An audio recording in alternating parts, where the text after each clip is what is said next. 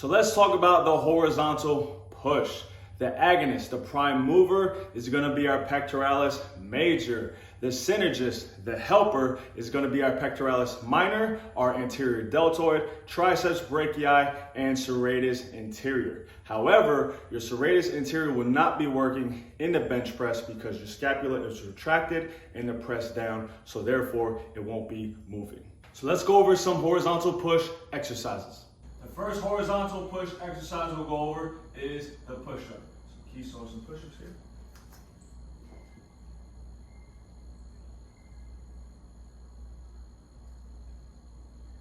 All right, relax. Common things we see with the push-up is clients using that T push-up. All right, so we want to put them in a better position to save their shoulders. Another thing you may see is knee push-ups. Knee push-ups aren't bad, but your client will never get off of their knees. So let's try the wall push-up to help our client out. So with beginners, I love to use the wall push-up because we can cue our client, be like, hey, imagine your body is an arrow. We want our elbows to be at a 45-degree angle, and we can put them in the proper position starting out. So Key, show some wall push-ups here. See how the body is in the shape of that arrow? And we can really work on form here using the wall push-up.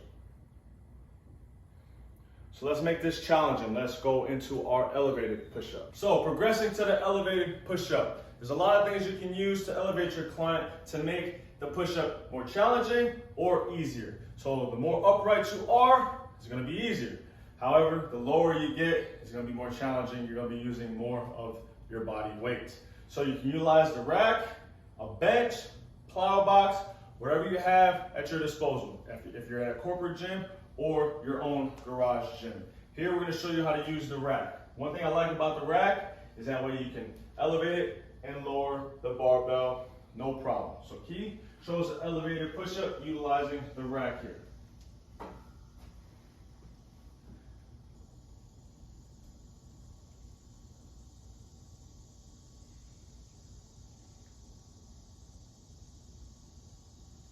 Relax. And that is the elevated push-up. So let's progress into eccentric push-ups. So what Key's gonna do, she's gonna start at the top of the push-up position and slowly lower herself down. Come back up to her knees, just like so, and start again.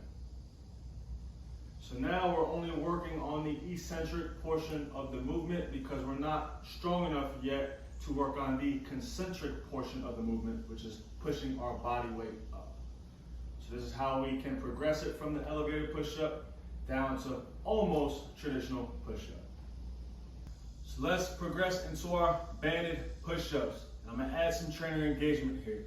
So what I want Key to do is start at the top of the push-up position. So get there. And I'm gonna tell Key / client, hey, I'm gonna place this band underneath you. And I'm gonna just have it around your waist, all right? Stand over your client. Have the bands about up to your waist. And now we can work on both the eccentric as well as the concentric portion of the movement. The band is taking some of her body weight off, so it makes the push-up easier. So go ahead. There you go.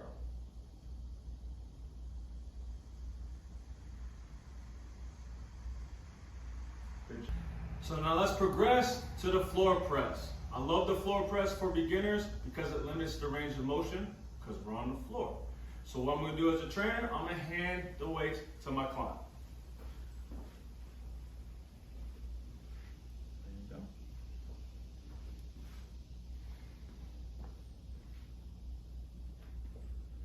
go. All right. And from here, we're going to press up. Press Key. And this is the floor press. So how can we progress the floor press? Simple, we'll add a floor bridge to it. So what we're gonna do is hand the weights to our client.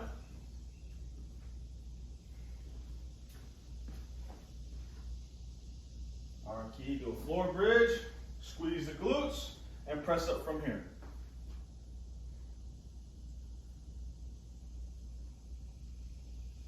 And if you need to spot in this position, make sure you're on the side of your client, not over the top, because if you're in a hot environment, we don't want our sweat to drip over our client. So let's progress into our dumbbell bench press. So from here, I'm gonna hand the weights to the client. And again, we're gonna press up, right? Key scapula is retracted and depressed down as she's pressing. If your client has any type of issue here, shoulder discomfort, whatever the case may be, we can work on different grip positions. So we can internally rotate our shoulders to a more neutral grip. And we can also press them here as well. Now, once removing the weight, your client's gonna hold it at the top. You wanna explain to your client, once you remove one dumbbell, all that weight is gonna transfer to the other side. So make sure you're bracing, okay?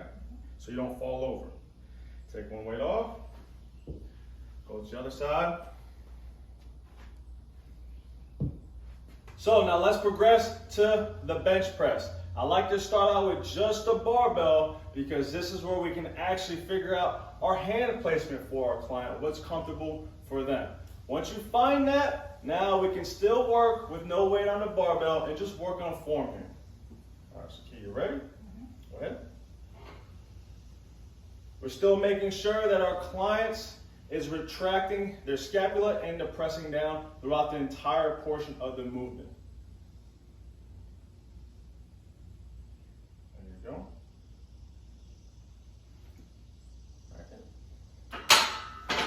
And once your client feels comfortable with the movement, especially with the barbell, we have no shoulder discomfort, hey, we can start adding weight and progressing from there.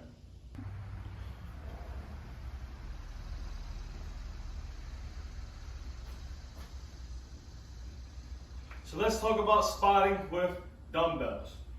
So he's going to demonstrate our dumbbell bench press here.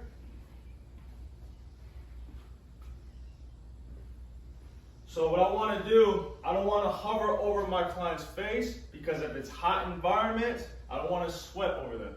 Plus, makes it for an awkward position. So if she's on a bench, I'm probably going to set myself more of an angled, 45-degree angle from Key / your client as she's pressing. Right? I want to grab at the wrists, not at the elbows. The reason why is because if I grab at the elbows, and let's say Key or your client is weaker, there's nothing stopping this weight from falling on their face. So to prevent that from happening, I'm gonna grab at the wrist and just help my client with the movement, especially if she reaches a sticking point or she's struggling to finish the rep. I'm not grabbing tighter on her wrist, just enough to where I can help her control the weight if she's out of control. So let's talk about spotting the barbell bench press. You gotta think about your client, male or female. I, trainer, wants to avoid touching the private area as much as possible, okay? So, I'm gonna rack the barbell. If I'm spotting female, I'm gonna come on the outside of her hands instead of going inside. Place my hands on the outside. They need help. Now, if I'm working with male, come a little closer. Now I can alternate my grip here and go for the inside if I need to. I'm always here. And if we reach a sticking point, reach it help. And rack it. So let's talk about a unilateral variation for the horizontal push. So we're going to do the single arm dumbbell press. Hand the weight to your client. Have them use their support hand for balance. Then make sure you tell them they may have to spread their feet out wider to add more base of support. Show us a single arm dumbbell press.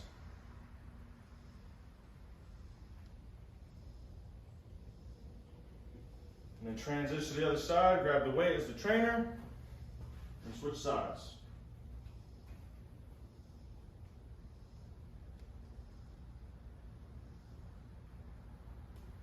Another horizontal push, unilateral variation. Show you here. Still doing the single arm dumbbell press. Now we're going to try it with both arms. So from here, we'll alternate.